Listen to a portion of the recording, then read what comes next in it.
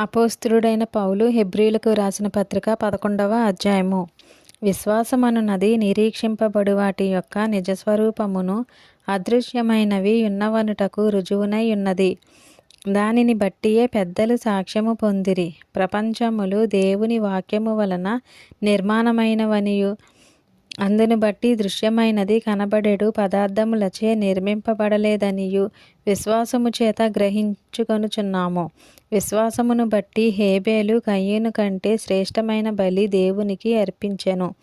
దేవుడతని అర్పణలను గూర్చి సాక్ష్యమిచ్చినప్పుడు అతడు ఆ విశ్వాసమును బట్టి నీతిమంతుడని సాక్ష్యము పొందెను.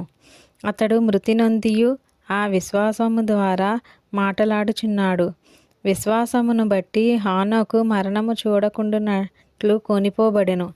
అతడు కొనిపోబడక మునుపు దేవునికి ఇష్టుడై ఉండెనని సాక్ష్యము పొందెను. కాగా దేవుడతని కొనిపోయెను గనుక అతడు కనబడలేదు.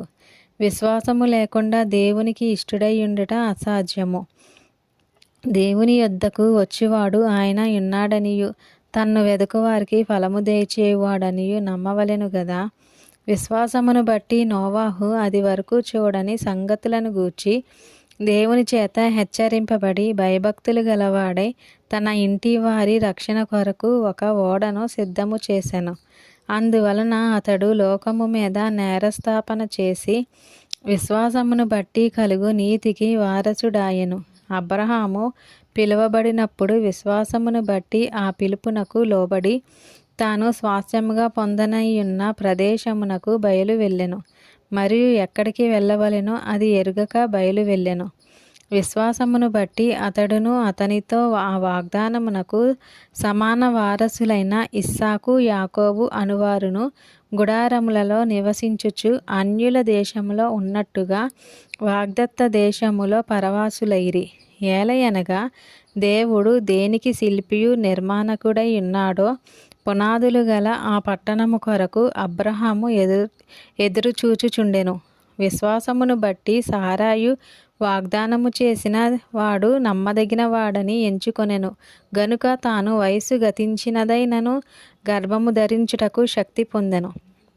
అందుచేత మృతతుల్యుడైన ఆ యొక్కని నుండి సంఖ్యకు ఆకాశ నక్షత్రముల వలెను, సముద్ర తీరమందలి లెక్కింప సఖ్యము కాని ఇసుక వలెను సంతానము కలిగెను.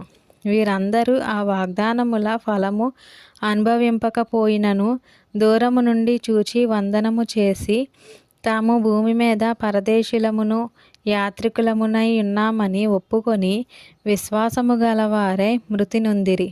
ఇలాగు చెప్పువారు తమ స్వదేశమును వెదకుచున్నామని విషదపరచుచున్నారు కారా. వారు ఏ దేశము నుండి వచ్చిరో ఆ దేశమును జ్ఞాపకమందుంచుకొన్న ఎడల మరలా వెళ్ళుటకు వారికి వీలు కలిగి ఉండును. అయితే వారు మరి శ్రేష్టమైన దేశమును అనగా పరలోక సంబంధమైన దేశమును కోరుచున్నారు. అందుచేత తాను వారి దేవుడనని అనిపించుకొనుటకు దేవుడు వారిని గూర్చి సిగ్గుపడడు. ఏలయనగా ఆయన వారి కొరకు ఒక పట్టణము సిద్ధపరిచి ఉన్నాడు. అబ్రహాము శోధింపబడి విశ్వాసమును బట్టి ఇస్సాకును బలిగా అర్పించెను.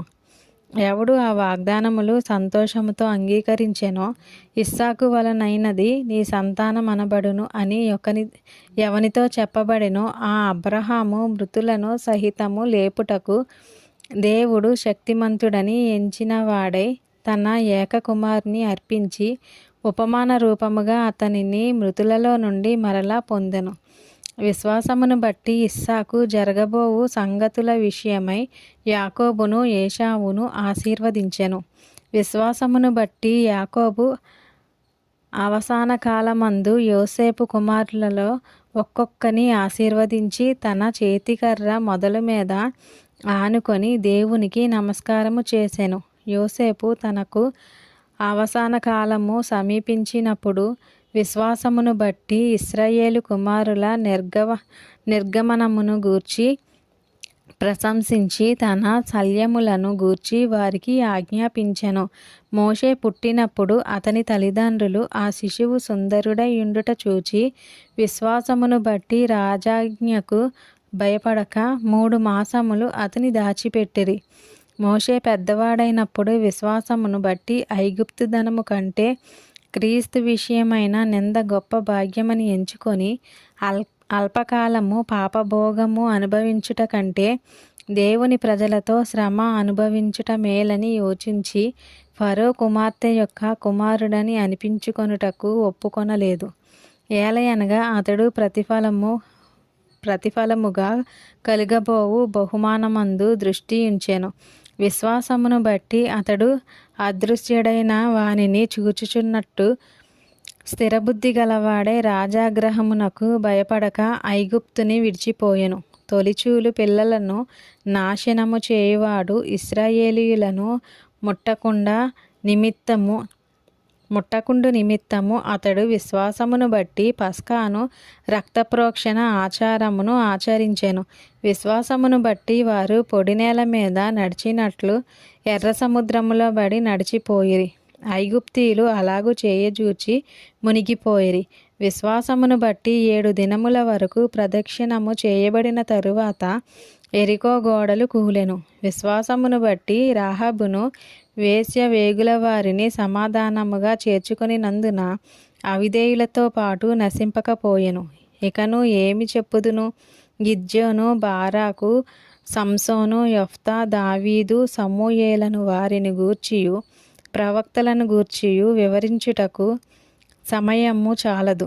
వారు విశ్వాసము ద్వారా రాజ్యములను జయించిరి, నీతి కార్యములను జరిగించిరి, వాగ్దానములను పొందిరి, సింహముల నోళ్లను మూసిరి, అగ్నిబలమును చల్లార్చిరి, ఖడ్గధారను తప్పించుకొనిరి, బలహీనులుగా ఉండి బలపరచబడిరి, యుద్ధములో పరాక్రమశాలులైరి, అన్యుల సేనలను పారదోలిరి. స్త్రీలు మృతులైన తమ వారిని పునరుద్ధానము వలన మరలా పొందిరి. కొందరైతే మరి శ్రేష్టమైన పునరుద్ధానమును పొందగోరి విడుదల పొందనొల్లక యాతన పెట్టబడిరి. మరికొందరు తిరస్కారములను, కొరడా దెబ్బలను, మరి బంధకములను, ఖైదును అనుభవించిరి. రాళ్లతో కొట్టబడిరి, రంపములతో కోయబడిరి, శోధింపబడిరి, ఖడ్గముతో చంపబడిరి. గొర్రె చర్మములను, మేక చర్మములను వేసుకొని దరిద్రులయ్యుండి శ్రమపడి హింస పొందుచు అడవులలోను, కొండల మీదను, గుహలలోను, సొరంగములలోను తిరుగులాడుచు సంచరించిరి. అట్టి వారికి ఈ లోకము యోగ్యమైనది కాదు. వీరందరూ తమ విశ్వాసము ద్వారా సాక్ష్యము పొందిన వారైనను మనము లేకుండా సంపూర్ణులు కాకుండా నిమిత్తము దేవుడు మన కొరకు మరి శ్రేష్టమైన దానిని ముందుగా సిద్ధపరచెను గనుక వీరు వాగ్దాన ఫలము అనుభవింపలేదు. దేవుడు ఈ పరిశుద్ధ వాక్యమును దీవించి ఆశీర్వదించును గాక. ఆమెన్. ప్రైజ్ లార్డ్ అందరికీ. ఈరోజు వాక్యం విన్నారు కదా, అలాగే ఇంకొంతమంది కూడా వినిపించండి. మన యూట్యూబ్ ఛానల్ని లైక్ చేయండి, షేర్ చేయండి, సబ్స్క్రైబ్ చేయండి. Thank you.